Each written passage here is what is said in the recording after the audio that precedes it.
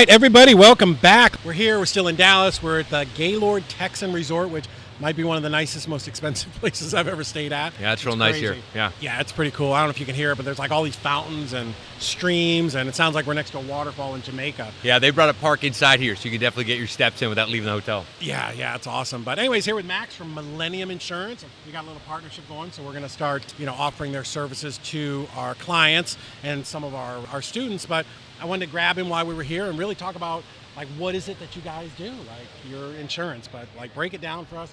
Why, as an investor, should I be talking to you guys? Definitely, yeah. Well, thanks so much for having me, David. Really excited to be on with you today. Yeah. So really, what this product is we built it specifically for the investor with the real estate investor in mind. So Millennial Specialty Insurance is an investment product that I manage nationwide. Really focuses on the single family properties that are non-owner occupied, right? So instead of having homeowners insurance for a property you own and you live in, this is more so a landlord policy where you need this insurance when you're, pretty much renting out or fix and flipping to make sure you're holistically covered. So what are the differences between an owner-occupied policy where, like, I'm going to live there with my wife and dog and 3 kids, and a landlord policy? Sure. So homeowners covers you for the majority of things, and the property and liability coverage are written a little bit differently. But what I like to say to my clients and prospective individuals we're chatting with is if you add it onto your homeowners as an additional coverage, you're kind of left with Swiss cheese coverage as an investor. And the reason why I say that is because there's some holes there that you may not be adequately covered. So really when working with a landlord policy and an investor policy like we have, it's written as a modified DP3. So how that works is pretty much adding additional liability limits to make sure you're covered in most of all events, and just adding some additional protection if you're fixing and flipping a property or if you have tenants in that building and you're not living there specifically. Right. So is there something different while you're fixing and flipping and it's vacant? And, should you have a different or a specific type of policy for that? And then something different for landlords, or is it kind of all the same?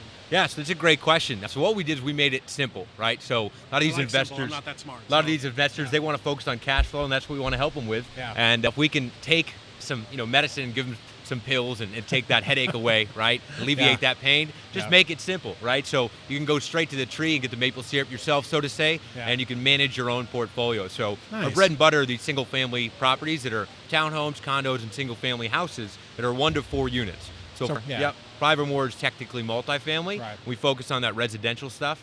And how this really differs is we give you the opportunity to have a vacant and occupied policy. That coverage is bundled together. So you don't need to change your ratings. You don't need to cancel and issue somewhere else. So or have I've had that policy. problem before, right? Yeah. Where we're rehabbing it, and then I got to have one policy where so that someone doesn't fall off the roof or something, which actually had happened one time. Yeah, I've heard some horror stories. I had a guy who was working on a roof, and he fell off the roof and into this dumpster, and which luckily, that was only about 6 foot, and then into the 6 foot dumpster, but he caught his hand on the dumpster, the raggedy, rusted edge of the dumpster, and tore his whole hand open. And he was like this old Venezuelan guy, and he's like, "Oh, David, I'm just going to, wrap a T-shirt around it and keep working." I'm like, "No, but you got to go to the hospital, dude.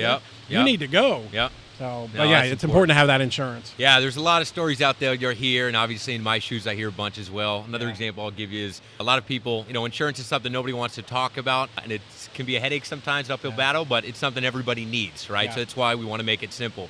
I was speaking to a group out of Atlanta one time, and this individual kind of stood up on his own behalf and said, "Hey guys, this is the reason why I use MSI for all of my investment properties." So he used to be a guy that said, "Okay, if I have some tenants in that I trust, or if I'm flipping a property, maybe I don't get insurance and take the risk and I'll self-insure." Which, big mistake, right? Which you can do, right? Yeah, you can make that choice, but it's not the smart one. This is a choose-your-own-adventure business, right? right? Exactly. But, what he decided to do was not get insurance on a tenanted property. There's a family in there cooking a turkey on Thanksgiving. They forgot some things at the store, and what they ended up doing was leaving the turkey in the oven and going to the store, right? They came back and their house was fully engulfed in flames. And, obviously he had to self-insure and cover that himself. But, the next day he started getting quotes and moving on, making sure he was covered for the next time. So that was luckily his story. He spoke on behalf, and he said, "I'll never not get insurance again." So it happened to us one time. With my wife, we were at the movie theater, and the phone's blowing up. I'm like, click. It was a tenant. And tenants, when you self-manage, you get a million tenant calls. And I'm like, oh my God, what could this be? So I get out and I call, and I'm like, "Hey, what's going on?" "Oh, there was a tree that fell on the top of the duplex." My goodness. I'm like, "Okay, no problem. I'll be over there." So luckily it was close. We zipped over there, and the fire department had come, and the first thing the fire department does is what? Disconnect the electric, right? Because they don't want a fire. So, but I'm looking at this big tree that like just slowly fell on top of the duplex, and it was big. Like I couldn't wrap both of my arms around it. And I'm like, okay, no problem. We have insurance. We'll get it taken care of. The damn policy had lapsed. My goodness. Oh, dude, I was so pissed.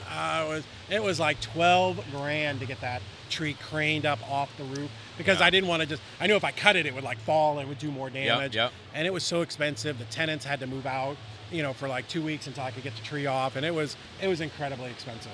It was painful. Yep. No, I feel you. And that's another great point reminding me. So our policies, when you issue them on our platform, you really take control. You have the option to take control of taking back, your own insurance portfolio and quoting and binding all by yourself without the use of an agent. Right. One of the big things in that case is all of our policies are set to auto-renew. Yeah. At the end of the 12-month term, the certificate auto-renews, and from that point, you're still kept in coverage. And That's you can so cancel important. at any time. We have no minimum earned premium amounts at all. But the really exciting part about that is, you're always going to be covered as long as you pay your bills, right? As long as you pay, you get to stay, right? Yeah. And then the tenanted property situation you just chatted about as well, we have an optional coverage, which is loss of rents. So you ever have tenants in a property, we highly suggest you get that. That's extremely affordable, a couple extra bucks a month depending on what your rental income is annually. Right. But that gives you the opportunity, if something happens, to a tenanted property where they can no longer live there for a time frame, or you're getting ready to rent it and something happens where you can't rent it out and have to fix it. There's a claim you submitted. Yeah. You can submit for a supplemental claim with the loss of rents coverage, and get some of that money that you would be losing back.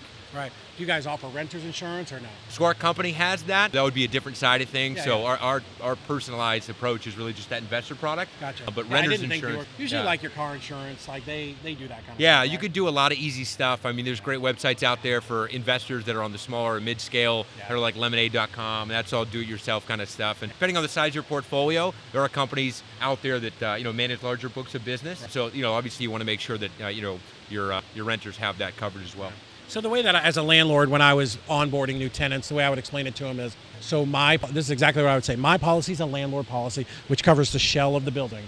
So it is not going to cover any of your contents. So you are going to want to go ahead and get we require you to get a tenant policy because, let's say an asteroid comes down and hits the duplex, right? Because you got to say something ridiculous. Yeah. Let's say an asteroid. asteroid. Get some funny in there. Yeah, right. Let's say an asteroid comes down here and takes it out. Like our policy is not going to put you up in a hotel. It's not going to cover your iPad. It's not going to cover your gold chain. It's not going to cover any of those things. So that was why we always required it. Yeah, and I'm happy you brought that up as well, because some pointers when dealing with renter's insurance for your tenants and for workers' comp when you have people working in your home. Yeah. We suggest highly, it's an extremely smart move to make sure you're fully encapsulated and you're covered from a legal standpoint. Yeah. When you have renters and you have them get a renter's insurance policy, as a landlord, it is very important to have them list you and your legal entity as an additional insured on their renter's insurance policy, because in order to rent, most people want proof, right? The landlord wants to see that you guys have coverage in place for renter's insurance. Yep. What the additional insured, you being listed as that, gives the opportunity to do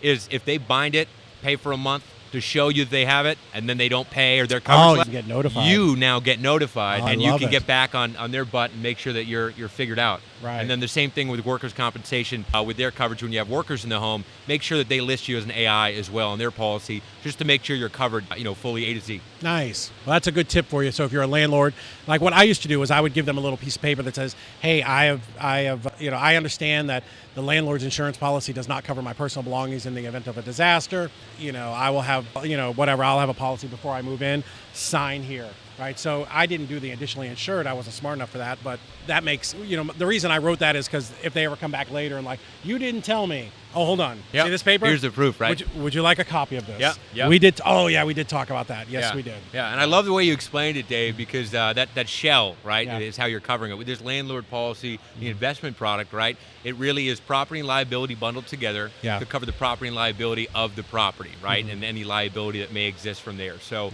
that's really important to make sure that they understand that, and those AI tips are really important for you as an owner as well. Nice. So what are some common mistakes that like investors make and landlords make even when choosing insurance, right? I would imagine is too low of, what's the word? Like the insured value. Yeah. So big things that you should know. One has regards to the TIV, which is the total insured value. And second is just ticking the box of insurance. So Yeah. I'll start with the first point. When regarding TIV and choosing your total insured value, it's important to know most insurance companies, I'll tell you how we work, but most insurance companies operate on the same co-insurance penalty basis regarding replacement cost value and actual cash value. That was the question I wanted to get to, because I knew there were two distinctly different things. Yeah, so there's something called replacement cost estimate. And that is the property cost to rebuild in the event of anything that knocked it down to its bare bones, to rebuild that property per square foot. Now, we give that investor an estimate, a replacement cost estimate, when quoting on our site, so they have visibility and they can make their own decisions to give them all the cards they need to play the game.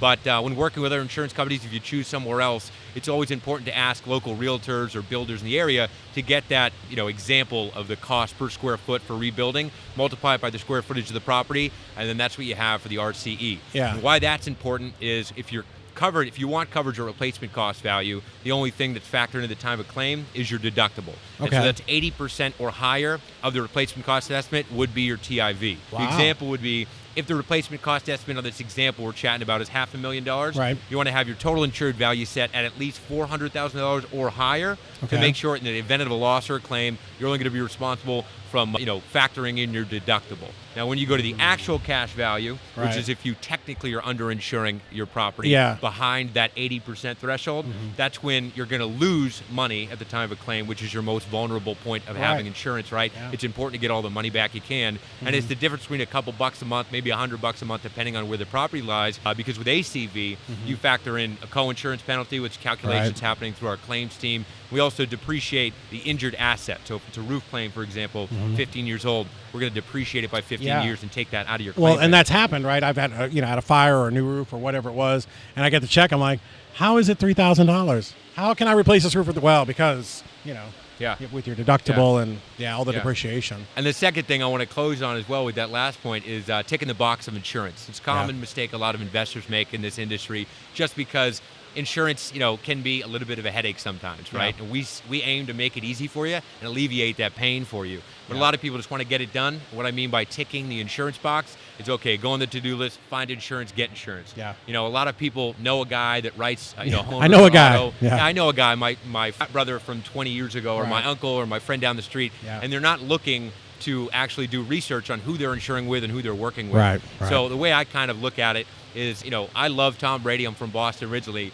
and Tiger Woods is an elite athlete. But I would never want Tiger Woods 2 minutes in the fourth quarter trying to lead a comeback win, right? They're both professional athletes, both the best at what they do, but Tiger Woods doesn't know Tom Brady's sport. Tom Brady does not know Tiger Woods' sport. And so in that example, right, you don't want to be working with somebody that does homeowners, life insurance, auto, that can find something to place this coverage for you. You want to make sure you're doing your research and comparing apples to apples and not apples to oranges. Yeah, because insurance, there's so many different ways to be in the insurance business. Definitely. You want to make sure that you are talking to somebody that specializes in our realm, our niche or niche or whatever the it's called, but that understands our product, right? Just the same way you want an accountant that understands real estate, right? Which is why working with, we're super happy to work with MSI, and we're going to be rolling this out to, every buyer that comes through, making sure that they've got the right insurance coverage. So we're super excited for that partnership. As investors, you guys are in a risky business, and you know that, right? So you want to make sure that you're appropriately, taking that risk and doing the calculations you need to make things easy for you, the path of least resistance, and then also just, taking care of things in the forefront, maximizing your cash flow. Nice. Well, cool. Well, if you're interested, and you should be, making sure that your properties are, one, insured, that you're properly insured, and that you're getting the best rate you can, easyreiinsurance.com, and that'll take you to a link where Max and I will help you get insured and make sure that you're not taking it in the shorts when you have an issue, because something's going to come up. I promise you, after doing this for 20 years, shit is going to come up, and it's never going to be the day you expect. And Dave, I really appreciate having me on today. I'm really excited to be with you here in Dallas. Appreciate you, man. If you need anybody, to reach out to me directly, guys, get my information from his website or him personally. Would love to walk you through our site, give you a little demo, get you signed up, and make sure that if it works for you and we can help you out, we'd love to work with you. Awesome. Sounds good. Go get some deals and let's insure them.